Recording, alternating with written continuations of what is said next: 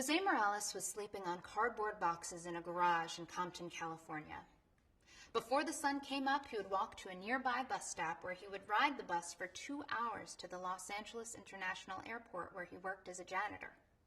On 2 occasions, he was mugged while waiting for the bus. Working 40 hours a week for minimum wage, this was the best he could do. But then Jose's situation improved drastically. As Robert Pollin, an economist at the University of Massachusetts, reports, Jose received health insurance and a 36% raise.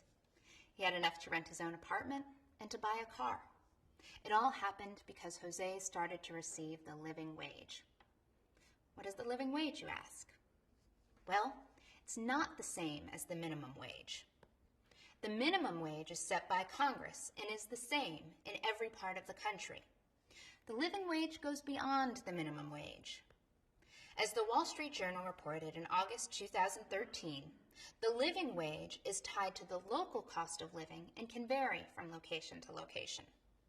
Its purpose is to help workers and their families meet the most basic standard of living, even when that standard of living is higher than the minimum wage. I first heard about the living wage last semester in my econ class.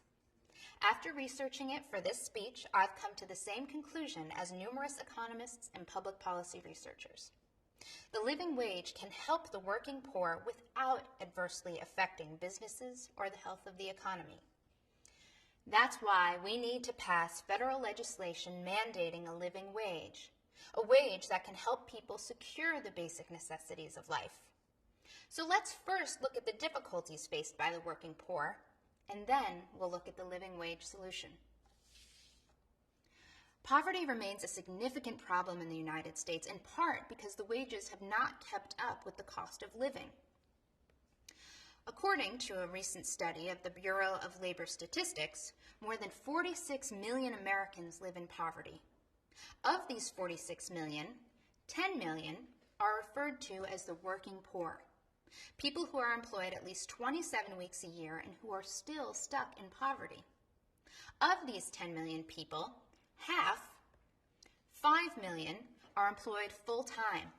They work 40 hours a week, 52 weeks a year, but they still can't make ends meet. How can that be? It happens in part because of the federal minimum wage.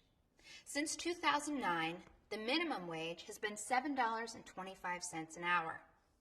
If you calculate that, someone working full-time would earn just over $15,000 a year. For an individual, that's just above the poverty line. The problem comes when there are 2, 3, or 4-person households, as with a single mother trying to squeak by. It's almost impossible to raise a family on $15,000 a year. Another problem is that the federal minimum wage doesn't change until Congress changes it.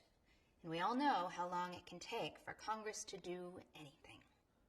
In fact, it took Congress more than 10 years to raise the minimum wage from its previous $5.25 to its current rate of $7.25. As a result, millions of workers are still earning in 2008 what they had earned in 1998. The result was a lost decade of wage growth, according to the State of Working America, published in 2012 by the Cornell University Press. The same book predicts another lost decade if we don't take action soon. So what can we do? How can we help make sure that people who work full-time earn enough money to lift themselves and their families above poverty level? One way is to implement a federally mandated living wage. The first city in America to institute a living wage was Baltimore in 1994. Since then, the living wage movement has spread to more than 140 jurisdictions. However, as David Newmark, Matthew Thompson, and Leslie Coyle reported in the 2012 issue of the Journal of Labor Policy, most living wage laws cover only people who work for companies with government contracts. At best, only 1% of workers in a city receive the living wage.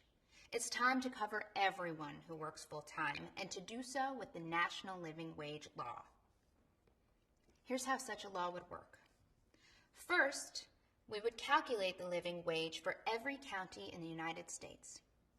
To do that, we'd use the living wage calculator created by Amy Glassmeyer, a professor of urban studies and planning at MIT. Based on this calculator, the living wage in Chicago, my hometown, for this year would be $10.48 per hour. In Dallas, it would be $9.29. In New York, it would be $12.75. As you can see, there is large variation between the cost of living in different parts of the country. A national living wage would account for these variations. Second, we would tie the living wage to the Consumer Price Index. The Consumer Price Index tracks the price of goods and services in different parts of the country. As the Consumer Price Index increases, the living wage would increase at the same rate. In Chicago, the Consumer Price Index rose by 2% last year. The living wage in that city would then go from $10.48 an hour to $10.69 an hour. And it would cover everyone who works full-time, whether they work for the government or in the private sector. In this way, we can ensure that wages for everyone keep up with the cost of living. As you might expect, there is opposition to instituting a living wage policy. Those who oppose the living wage offer two main arguments.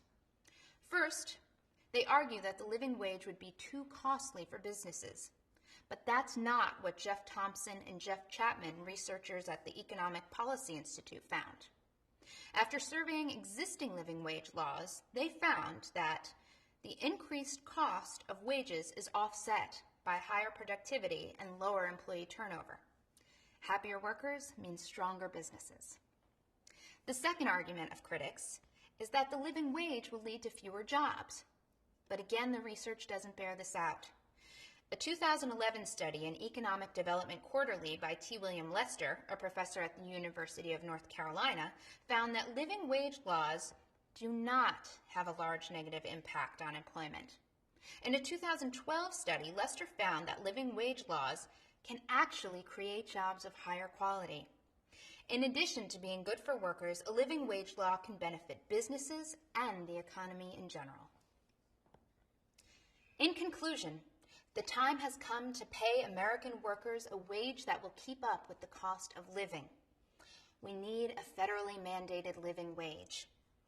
In a time of massive corporate profits and skyrocketing executive pay, those at the bottom of society deserve to advance along with those at the top.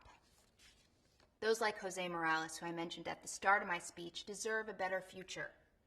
Everyone thinks that working here at the airport we must earn a lot of money, Morales says. It's not true, but at least now with the living wage we can hold our heads up high. And that's something everyone working a full-time job should be able to say.